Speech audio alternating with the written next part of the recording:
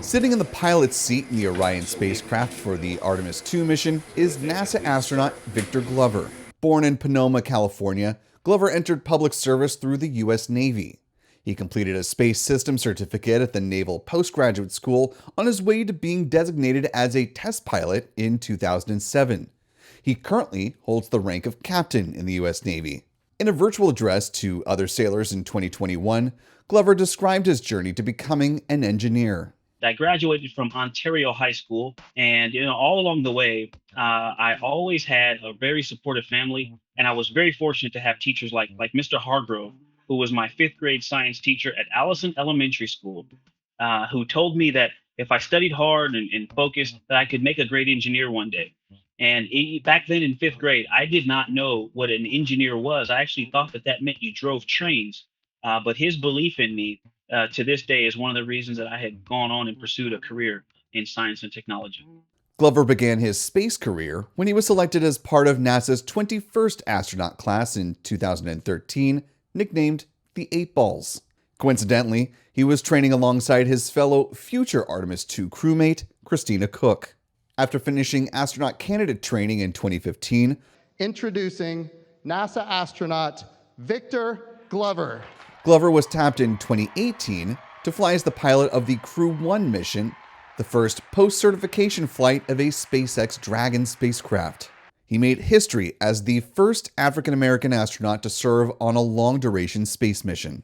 The fact that this is the first means it's the beginning of a time where little kids are going to just know that people of all colors have gone to the space station and contributed. And so the fact that this is the beginning of that just becoming normal, that is the most important aspect. During his 168 days in space, Glover completed 4 spacewalks in addition to the rest of his work. After returning to Earth, Glover spent some time as the Human Landing System crew representative for the astronaut office.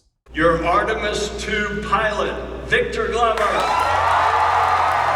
He was then named the pilot of the Artemis II mission in 2023. While he says he was thrilled to be part of this historic mission, he added during a visit to the Kennedy Space Center in December 2024 that their primary job is working towards the future of the Artemis program. We have known that we are a finite right now part of a long thing that we can't wait to hand off to the next, right? We've been using that relay race analogy from the very beginning, and we truly feel that. That's core to our ethos. So when we're in training, we don't just sit through it and then get done and move on to the next. We stop, and sometimes the questions we ask are because we know they're going to teach this again to the next crew. We are thinking about the long trajectory, the long arc of this program. And so how does it impacts everything we do. When we're in testing, we're not just asking, is this good enough for Artemis II? Our mission is going to be about 10 days. These missions can become 30 to 45-day missions when you add, and a week of that at the dark south pole of the moon, of our moon.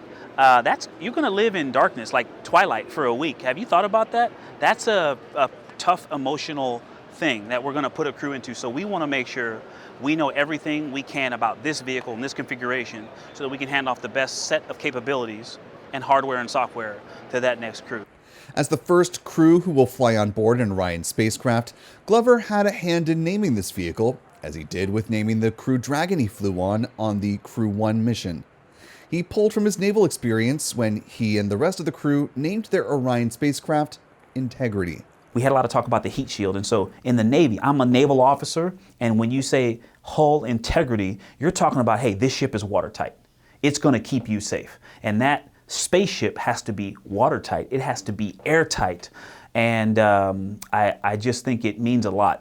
It means we have trust in that system and all of the teams that have put it together, and we have trust in each other to fly it, and we have trust in our agency to make sure that, like Ahmed said, we go, but we get home safe. Glover's mentality throughout his career is to be a lifelong student.